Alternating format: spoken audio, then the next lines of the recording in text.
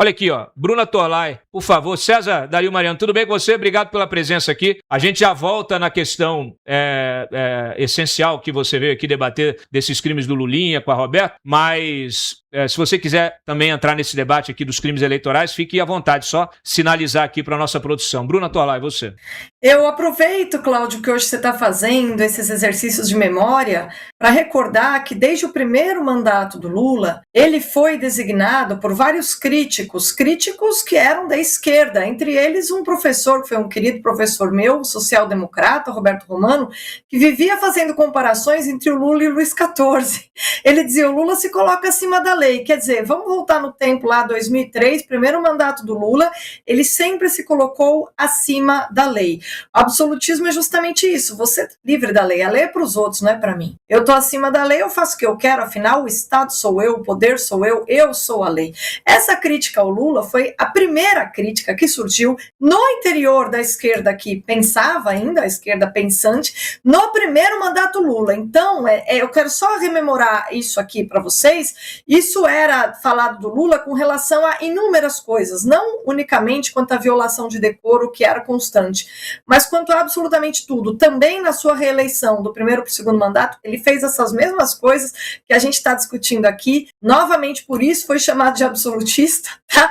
Então, Cláudio, é método sim. Claro que como a gente está agora nessa situação de ser a última vez que ele disputa, é claro que ele vai para o tudo ou nada, mas é um tudo ou nada que simplesmente intensifica o método que ele sempre aplicou, não apenas para cometer abuso de poder durante reeleição, durante esses períodos eleitorais, mas sistematicamente e como método realmente de governar. Então, abusar do poder é algo que para Lula significa exercício do poder, tá? Quando a gente fala em abuso do poder, a gente só consegue falar isso para pessoas que reconhecem a lei como um limitante do poder, que se colocam diante da lei como qualquer um. O Lula sempre se colocou acima da lei, tá? Então é isso que eu queria dizer. Eu queria, assim, que a Maria Cláudia falasse para nós também se ela já está vendo esse efeito cascata com o qual ela se preocupa sobre os governadores aí que estão em reeleição, se isso está acontecendo. Eu sei que você está muito carregada de trabalho por estar tendo de lidar com o abuso de poder do Lula, que é basicamente o dia inteiro, mas se você tem escutado dos seus colegas que trabalham em outras campanhas, se isso é uma prática que no país consegue pelo menos refletir assim, em 10% o que o Lula faz, ou se não, se é uma prática, porque eu tenho a impressão que isso entre os quadros do PT é bem comum, mas eu queria saber se você tem observado isso ou também, né, de repente nem dá tempo, né? Não sei como é que tá. Oi, Bruna, obrigada pela pergunta, pelas considerações, é uma alegria ouvi-la. Eu, antes de responder, Cláudia, eu vou lembrar, também conversando com a Dani Marques, que já esteve aqui com você, que a gente estava falando do risco sistêmico, você colocou isso muito. E ela dizendo o seguinte, Maria Cláudia, eu sentei com alguém da Faria Lima, e você estava bem criticando, e o sujeito olhou para mim e falou assim, mas vem cá, Dani, e a Dani é uma pessoa com uma história, né, no setor financeiro, uma pessoa respeitadíssima, uma mulher super admirada, fez um trabalho espetacular à frente da Caixa Econômica, e aí perguntaram para ela, poxa, Dani, você é uma mulher com a carreira feita, né, respeitada, está ajudando uma campanha que, no fundo, representa um risco institucional?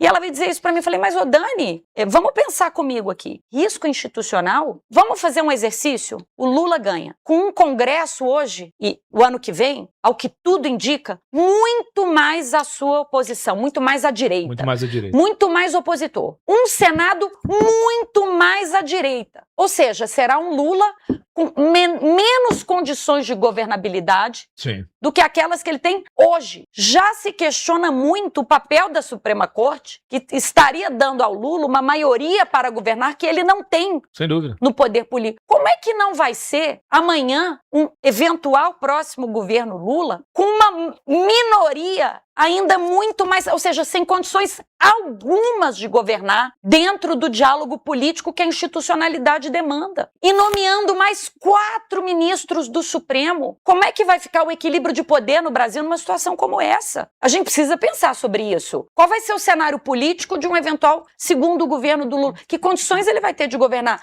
Será que isso é uma condição favorável para a retomada da institucionalidade no Brasil? Ou é um cenário em que a gente vai ter uma quebra de institucionalidade inconstitucionalidade muito mais crônica. Sem dúvida. Aliás, uma pessoa que já está encerrando a carreira, que já não está se importando com muita coisa. O que você está falando, eu sou obrigado a trazer um aspecto que ele é diametralmente oposto. E aí o pessoal da Faria Lima que estiver assistindo a gente, eu falo sempre, eu estou insistindo nisso, porque eu converso com muita gente da Faria Lima. E efetivamente, eu fico cada vez mais assustado quando eu vejo manifestações públicas desses players aí globais, players aí, né, nacionais, gente que administra fortunas. A gente está falando de gestores que administram bilhões, dezenas de bilhões. Eu estou com pena dos bilionários que estão na mão desses gestores. Aí nós temos empresários, executivos industriais aí também. Eu converso com uma porrada, uma penca de gente. E todos eles me ligam assim. Um dia desses me ligou um, me perguntando também, o que você achou do Alfredo Gaspar? Aí eu falei, aquilo que vocês todos já sabem. Eu falei, Alfredo uniu a base, uniu o movimento, uniu a direita, criou uma blindagem fenomenal, trouxe o sotaque nordestino. Aí fiz a análise, passei pra ele, falei assim, é isso aqui que eu acho. E, caramba, mas eu achava que tava ruim, porque não era mulher, não é mulher, né? O Flávio podia precisar de uma mulher. E também não tem voto, né? E também não tem articulação política. Eu falei, peraí, vamos lá, deixa eu te explicar de novo. Não é mulher, ótimo. O Lula também não tem uma mulher. Aliás, endossou novamente o nome de um homem branco, né? Bilionário, rico, né? Um homem rico, que é o Alckmin, que tenta fazer, anda até de Fusca, se for o caso, para dizer que não é rico. É rico, homem rico, branco, hétero, até onde a gente sabe. Então, assim, é justamente o padrão oposto ao que a agenda woke determina. Essa agenda woke que estava impondo ao Flávio que tivesse uma vice-mulher. Eu falei assim, não, o Flávio resistiu à agenda woke, ótimo, venceu. Mas e como é que conversa com mulher? Assim, com mulheres de verdade competentes, não é com vítimas da sociedade, com gente que abriu seu próprio caminho e que dá um show de profissionalismo na sua área. Dani Marques, você e tantas outras. Mas e o Nordeste? Puta, o sotaque nordestino do Gaspar é sedutor. O cara conversa, eu falo assim, puta, dá vontade de ficar assistindo o cara igual o cachorro na padaria, olhando assim, falo assim, que legal, o cara fala mesmo, é legal o que ele fala, né? Pô, olha que bacana, olha o jeito que ele fala, que legal, que divertido. É isso que é verdade. E a articulação política, preciso de alguém mais, além do Rogério Marinho para fazer articulação política. Aí é time. E que eu falei, um dia desse estava lá o Adolfo Saxida elogiando, agradecendo que foi convocado. Puta, artilheiro. Aliás, eu quero ver qual é a campanha que tem o time que o Flávio tem. É isso aí. Eu quero ver a campanha que tem o time que o Flávio tem. Aí agora põe, por favor, esse vídeo que o Flávio tá falando sobre governo de transição. Olha que interessante. O Flávio ontem, falando com a imprensa, o pessoal questionando isso aqui, ele falou, não, eu inclusive acho que a minha presidenta, ele lá, falou do Nicolas e tal, não sei o que, acho que a gente tá, o meu governo vai ser uma presidência de transição. Coloca lá, por favor. Não faz nada sozinho. O presidente Bolsonaro foi o maior exemplo de alguém que conseguiu montar um time de galácticos, né? No futebol, time de galácticos, como a gente chama. Um deles está aqui, que é o Tarcísio. Talvez a pessoa que já tenha passado pelo Ministério da Infraestrutura mais preparada e que mais entregou resultado na história desse país. Então o Tarcísio entrou para a história como ministro da Infraestrutura do Bolsonaro, e o Tarcísio já entrou para a história como governador de São Paulo. E eu pretendo entrar para a história, Tarcísio, nem que seja como presidente de transição, porque esse Brasil precisa atravessar esse mar revolto nesse momento. E eu, como estou há 24 anos, hoje eu entendo, apóstolo Estevão, hoje eu entendo que eu estou há 24 anos me preparando para ser o presidente do Brasil, que é o tempo que eu tenho dentro da vida pública. Eu devolvo para você, mas aí eu quero abrir para o Eli também, porque assim, eu acho que a palavra-chave dessa eleição do Flávio é isso, governo de transição. O Flávio, ele propôs o fim da reeleição, ele propôs, projeto já, colocou lá, a emenda constitucional para acabar com a reeleição. Então assim, se o sistema não gosta do Flávio, se a turma aí que está aí não gosta do Flávio, queria o Tarcísio, queria o Nicolas, queria Bebete, não interessa. O que o Flávio está dizendo, ele está se colocando numa posição que é de um estadista, que está pegando um Brasil com um risco sistêmico lá na Lua, com uma gente sem limite, capaz de quebrar, capaz de censurar, de perseguir, de prender, de fazer o que for para permanecer no poder. E ele está se oferecendo, colocando o nome dele junto com uma equipe, um Dream Team, que é um Dream Team isso aí, trazendo gente que está na execução da política, mostrando serviço, como o Tarcísio, gravou com o Nicolas falando, tá aqui ó, um futuro, uma liderança aí futura que pode vir a ser presidente, governador, o diabo, o Tarcísio também pode vir a ser presidente, sei o quê. A direita está promovendo o surgimento de lideranças que o Lula nunca permitiu que acontecesse. E o Flávio está se colocando numa posição que tentam alegar, que assim, é o clã, é a família tomada pelo poder para se manter no poder. Não, o cara acabou de dizer, sou um presidente de transição, Cláudio. E isso eu preciso dizer, e aqui, não sei se as pessoas sabem, eu não tinha, Cláudio, grandes relações de amizade com o Flávio. Sim. Quando veio o convite em janeiro. Você é uma pessoa técnica. Para coordenar o jurídico da campanha dele, eu não tinha uma relação de amizade. E aí eu estava viajando de férias com a minha família, foi no comecinho de janeiro. E quando eu cheguei, eu sentei com o time, claro, evidentemente que a gente já se conhecia, mas muito pouco. E ele falou assim, Maria Cláudia, eu tenho 45 anos, um cara jovem, um cara agradável, Rogério sempre dizia, leve, ponderado, bom de trato, carismático, e preciso dar esse testemunho aqui, muito bem intencionado. Ele sentou e falou, olha, eu aprendi com os erros do meu pai, eu sei que ele fez um excelente governo, mas ele errou também, e a gente vai fazer ainda melhor. Eu quero um mandato, vou aprovar isso em janeiro, uma PEC para terminar com a reeleição, farei esse meu mandato e depois eu vou sair da vida pública, e nesse meu mandato você pode ter certeza, eu vou fazer com aquela desobrigação de não ter que disputar uma reeleição. Eu vou fazer um governo para deixar um legado para o Brasil. E você ouvir isso de uma pessoa de 45 anos que vai deixar a presidência da República com 50, 51, no auge da sua vida produtiva. E as simbologias, elas falam muito. Ele falou de governo de transição do lado do Tarcísio. Do lado do Tarcísio. Né? Então, é um gesto que a gente precisa reconhecer. O Lula está com 80 e tantos anos. Disputou todas as eleições que o Brasil democrático organizou. E existe aquela piada, né? Que só deu sombra. Não cresceu ninguém embaixo dele. Né? E Jair não foi assim. E Flávio fazer essa declaração ao lado de Tarcísio, um sujeito que não está com 85, 90 anos, sujeito com 45 anos. Sim. Isso é tão simbólico, isso é um gesto tão espetacular que a gente precisa registrar isso. Sim, tá.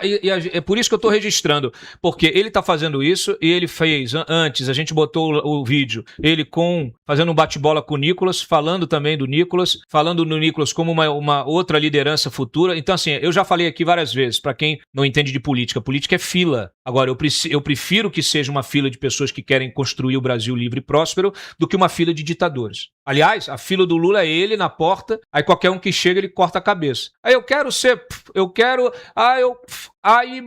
é isso que o Lula é. O Lula não permitiu que nenhuma liderança de esquerda surgisse no Brasil. Aquela que tinha o maior potencial de chegar e assumir esse lugar, como uma liderança, inclusive, de centro-esquerda, morreu num acidente aéreo, em plena campanha eleitoral. Ele vira. Doutora Maria Cláudia, bem-vinda de volta ao programa. 2 perguntas, se você me permite. A primeira é se você pode nos dar algum detalhezinho da reunião que vocês fizeram essa semana com o Nunes Marques a respeito não só do Vigiar, e quanto também a respeito da pesquisa da Atlas Intel, né, aquela que foi, a divulgação foi barrada pelo TSE. A segunda pergunta é que eu notei uma movimentação estranha num processo de 2022 que envolve Flávio, até a Carla Zambelli, suposto abuso de poder. Este mês aconteceu a movimentação nesse processo, parece que foi um pedido de instrução ou uma coisa assim para ter mais depoimento. Será que estão preparando uma bomba contra o Flávio ali para declarar ele inelegível? Porque a gente sabe que as forças aí de exceção estão fortes. Há esse risco ou essa movimentação não significa nada? Obrigada, Eli, pela pergunta. Não, eu estou acompanhando, esse é um processo antigo, eu não atuo nesse processo, porque ele é um processo de 22, então eu me impus a obrigação de não participar de absolutamente nada que envolvesse o ano de 2022, porque eu ainda compunho o tribunal nesse ano, muito embora não tenha participado desses julgamentos nem de nada disso. Mas não, é um processo antigo que vai tramitando, está chegando na fase de instrução, era um movimento esperado. O Corregedor-Geral da Justiça Eleitoral hoje, o ministro Antônio Carlos, é um sujeito muito correto, muito técnico, muito ponderado, um ministro discreto, então jamais, é realmente uma figura muito respeitada dentro do Poder Judiciário, é um ministro do Superior Tribunal de Justiça. Não, isso era uma bola que precisava ser tocada do lado mesmo. O ministro Antônio Carlos, infelizmente, ele termina o seu mandato no Tribunal Superior Eleitoral, a gente sabe que os ministros ficam só 2 anos, agora em setembro, então ele está impulsionando os processos que são de relatoria dele na Corregedoria, então esse foi um movimento esperado. Eu gostei da sua pergunta sobre a IA, porque acabou que virou, é engraçado, Cláudio, virou o tema do momento.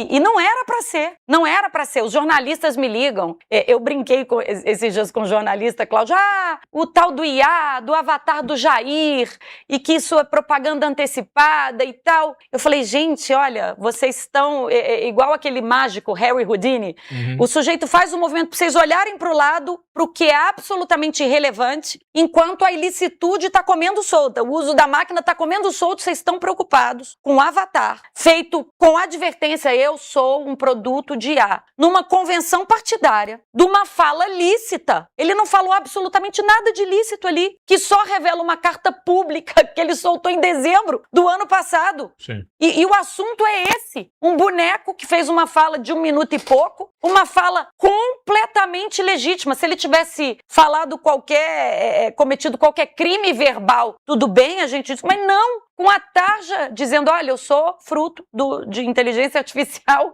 falando para os convencionais do PL. Isso virou o grande assunto. Eu falei, realmente, a gente está com um senso de prioridade completamente distorcido no Brasil. Porque a gente tem que falar de tanta coisa. Olha o uso, e vocês estão preocupados com um boneco de avatar que falou licitamente num evento interno, com advertência, e que só repetiu uma fala pública de dezembro. Esse é o grande assunto. E que se tiver errado, gera quando muito uma multa. E a multa teria que ser no mínimo legal de R$5.000, porque não teve licitude nenhuma na fala. E esse é o grande tema. Enquanto o ministro da Fazenda está circulando na Faria Lima de FAB, usando toda a sua estrutura para se comportar como porta-voz de campanha. Ora, ele é um ministro de Estado ou ele é porta-voz de campanha? Essa mistura do público e do privado. A gente teve um estouro na verba de publicidade institucional, um estouro do limite legalmente previsto de não sei quantos milhões. E a União está lá nos autos do processo do TSE querendo não apresentar todas as provas de empenho para a gente saber verdadeiramente quanto é que foi gasto em publicidade e marketing. Eu acho que é intuitivo para nós todos. A gente foi inundado com propaganda. Todo mundo. Teve um dia que eu falei, meu Deus do céu, eu estava indo, Cláudio, pro aeroporto, era telão de LED no caminho do aeroporto. Eu cheguei dentro do aeroporto, era totens fazendo propaganda. Aí eu fui pegar minha mala, no meio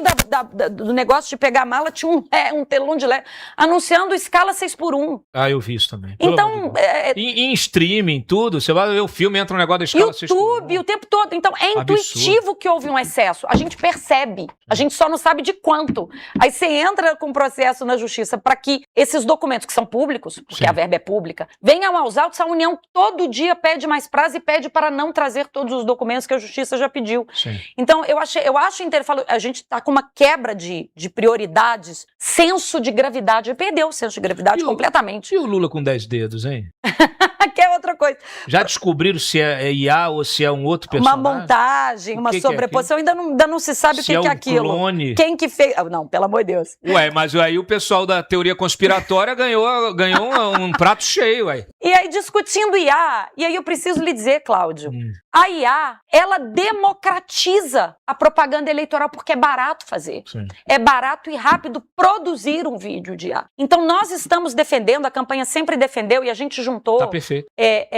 Cláudio, um parecer espetacular. Vou fazer aqui o merchan do meu colega advogado. Por favor. Professor Diogo Reis, ele foi desembargador do TRE de São Paulo. Foi a primeira pessoa a cunhar a expressão direito digital, foi ele. Tem livros e livros sobre essa temática no direito eleitoral. Ele nos deu um parecer dizendo, olha, é claro que a inteligência artificial em si, por si, ela é lícita. Porque o direito não censura a tecnologia.